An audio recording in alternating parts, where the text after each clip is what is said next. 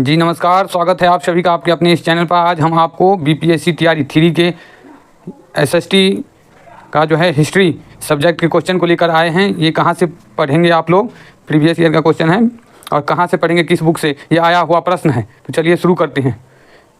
पहला प्रश्न है, हड़प्पा सभ्यता को किस ऐतिहासिक चरण में रखा गया है? तो इसका जो है यहाँ सही आंसर है बी है, आद्य ऐतिहासिक। और इसको देखिए, दूसरा है इसका, सिंधु घाटी स्थल सुत्का-गिंडोर किस नदी के मुहाने पर स्थित है? इसका जो है दासक नदी। तो इसका जो है यहाँ देखिए, ये कहाँ से आया हुआ प्रश्न है, कहाँ से पढ़ेंगे आप लोग इसको। ये देखिए, ये सिंधु घाटी सभ्यता का प्रश्न था। तो सिंधु घाटी सभ्यता में देखिए जहाँ हाईलाइट किया हुआ है, ये सब आपको महत्वपूर्ण प्रश्न ये परीक्षा में बार बार आता रहता है और आएगा भी। तो यहाँ देखिए क्या था, सिंधु घाटी से आद्य ऐतिहासिक है लिखा हुआ है। देखिए आद्य ऐतिहासिक है।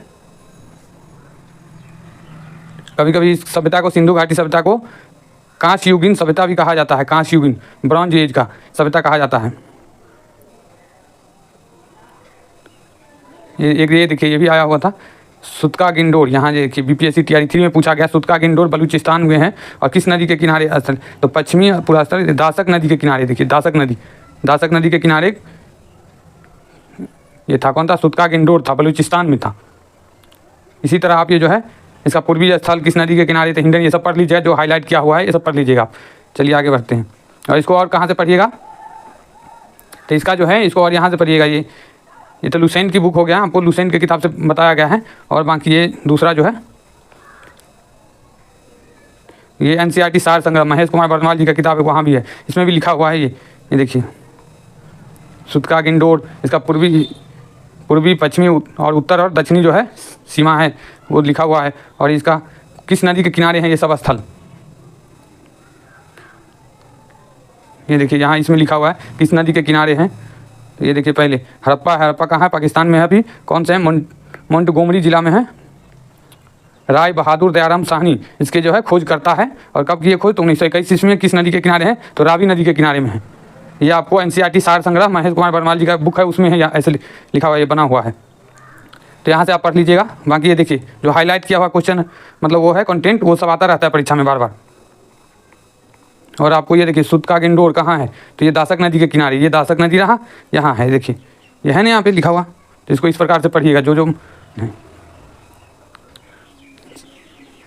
चलिए और देखिए, इसमें सिंधु घाटी स्थल जो है हुलास भारत के किस राज्य में है? तो इसके लिए आपको ये जो है, इसमें इनमें से कोई नहीं है। गुजरात में लोथल था, राजस्थान में कालीबंगन था, हरियाणा में बनावली था, और यहाँ जो है हुलास कहीं भी नाम नहीं दिया गया है। तो यहाँ हो जाएगा ऑप्शन नंबर ई हो जाएगा, इनमें उपयुक्त में से कोई नहीं। यहाँ देखिए, यूनानी साहित्य में चंद्रगुप्त मौर्य को किस नाम से वर्णन किया गया है? तो ये भी आपको मिल जाएगा, चंद्रगुप्त वाले जो चैप्टर है उसमें, लुसेंट के बुक में मिल जाएगा। सेंड्रोकस बोला गया है, सेंड्रोकस।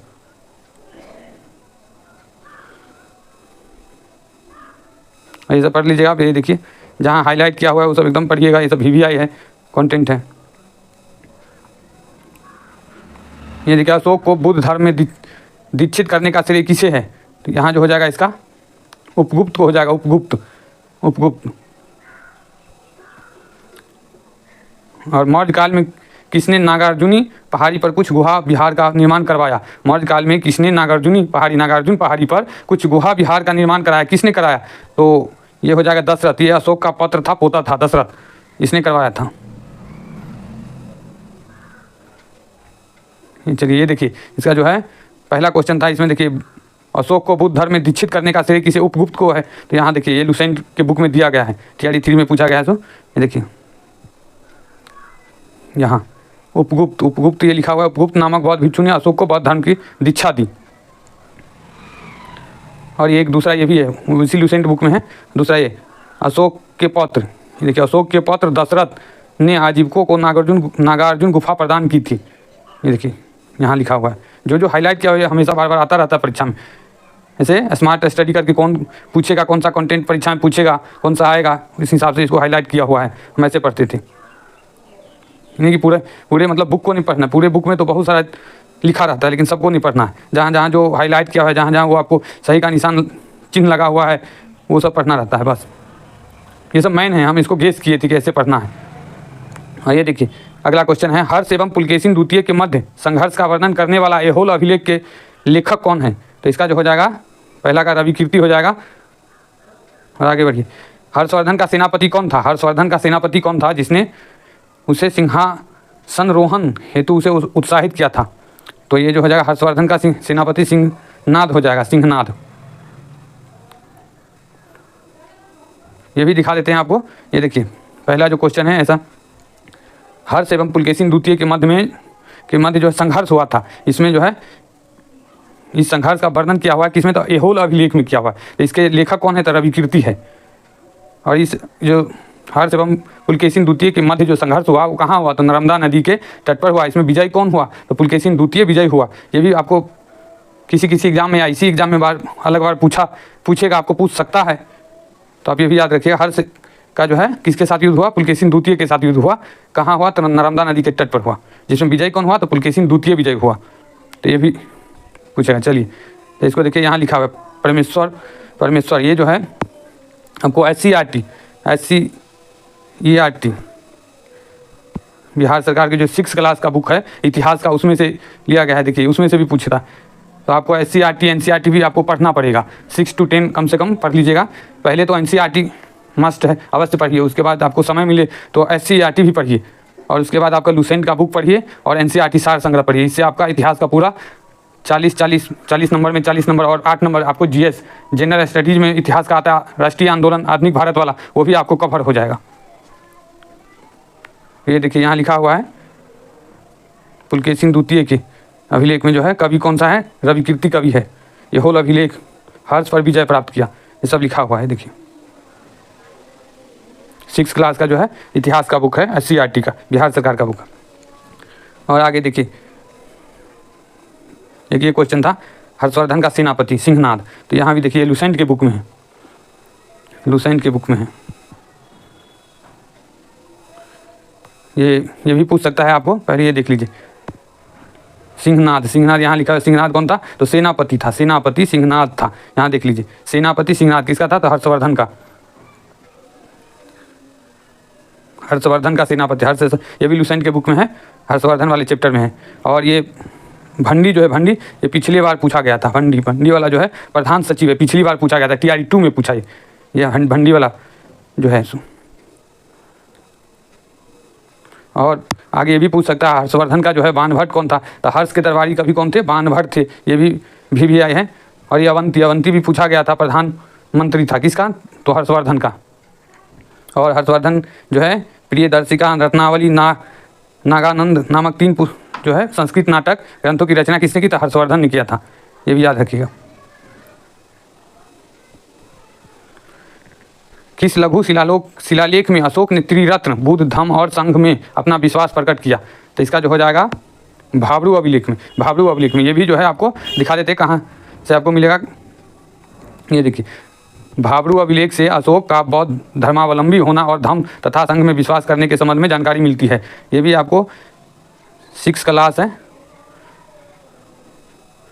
6 क्लास का जो है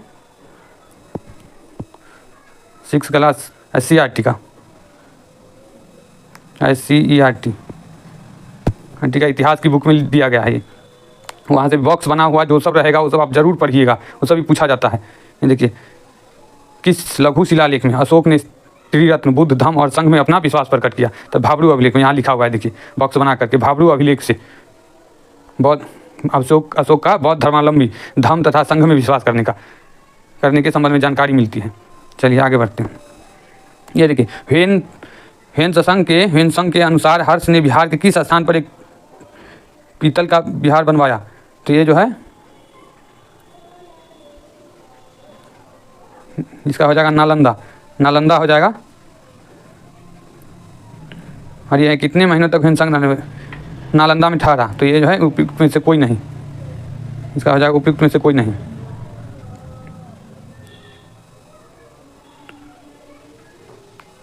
और ये देखिए गुप्त काल में नालंदा विश्वविद्यालय का संस्थापक कौन था? तो इसका हो जाएगा गुप्त काल में नालंदा विश्वविद्यालय का संस्थापक किसने स्थापना किया था, किसका, नालंदा विश्वविद्यालय का। तो यहाँ जो है उपयुक्त में से कोई नहीं, ABC में से किसी कोई नहीं किया हुआ है, तो किसने किया, कुमार गुप्त ने किया। किसने किया था, कुमार गुप्त। कुमार गुप्त जो है नालंदा विश्वविद्यालय की स्थापना किया था। और देखिए सर्वप्रथम किस चोल शासक ने सिंहल नरेश महेंद्र पंचम को उसकी धरती पर पराजित किया, तो राजराज प्रथम। तो आप इसको देखिए कहाँ से प्रश्न पूछा गया है, कहाँ से आता है। देखिए आपको पहला कौन सा था इसमें, हेनसंग के अनुसार हर्ष ने बिहार के किस स्थान पर, तो हेनसंग, देखिए हेनसंग कहाँ आया था, ये भी लुसेंट में है आपको दिया हुआ। हेनसंग को यात्रियों में राजकुमार, नीति का पंडित एवं वर्तमान शाक्यमुनि कहा जाता है। यहाँ देखिए शाक्यमुनि, वह नालंदा विश्वविद्यालय में पढ़ने एवं बौद्ध ग्रंथ संग्रह करने के उद्देश्य से भारत आया था, नालंदा विश्वविद्यालय में आया था। तो हेनसंग कहाँ देखेगा, नालंदा। हेनसंग से संबंधित जो रहेगा उसमें नालंदा लगाइएगा। ये देखिए संग है, कब आया था, चीनी यात्री हेनसंग हर्षवर्धन के शासनकाल में भारत आया था। हर्ष और पुलकेशिन द्वितीय के बीच नर्मदा नदी के तट पर युद्ध हुआ जिसमें हर्ष की पराजय हुई, ये भी देखिए, ये भी दिया हुआ है। और इसमें ये भी पढ़िएगा, हर्ष ने शशांक को पराजित करके कनौज पर अधिकार कर लिया।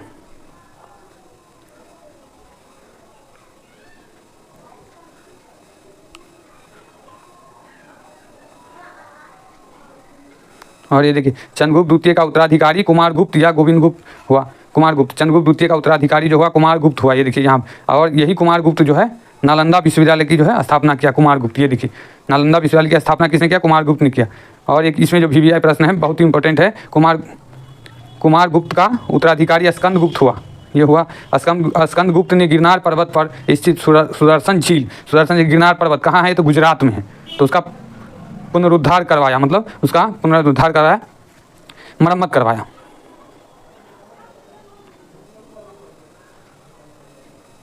और यहाँ जो पिछली बार ये भी पूछा गया था प्रश्न, ये देखिए चाट एवं भाट क्या कहलाता था, तो चाट एवं भाट पुलिस विभाग के साधारण कर्मचारियों को चाट एवं भाट कहा जाता है। पुलिस विभाग का मुख्य अधिकारी दंडपासी कहलाता था, तो पुलिस विभाग के अधिकारी को चाट एवं भाट कहते थे। कब, तो हर्षवर्धन के काल में और गुप्त शासनकाल में।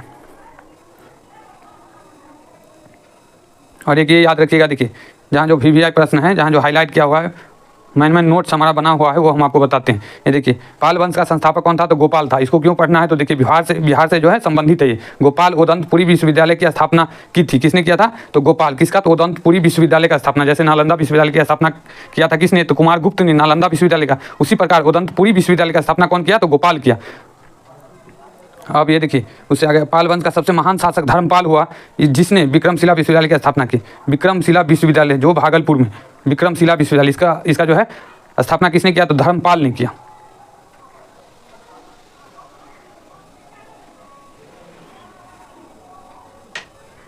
चलिए आज के एपिसोड में बस इतना ही, तब तक के लिए नमस्कार, जय हिंद। हमारे चैनल को सब्सक्राइब कीजिएगा और वीडियो को लाइक कीजिएगा और शेयर भी कीजिएगा। आपको यहाँ पर हम ये दिखाएं कि देखिए कहाँ से प्रश्न पूछा जाता है और किस किस सोर्स को आप पढ़ने में यूज कीजिएगा, स्टडी कीजिएगा पढ़ने में। तो जैसे एक हो गया लुसेंट आप रखिएगा, और दूसरा महेश कुमार वर्णवाल जी का है NCERT सार संग्रह, और NCERT का जो है 6 to 10 का कम से कम बुक पढ़िएगा, तो आपका जो हिस्ट्री का जो है पूरा सॉल्यूशन हो जाएगा, इसमें से आप बना दीजिएगा। चलिए।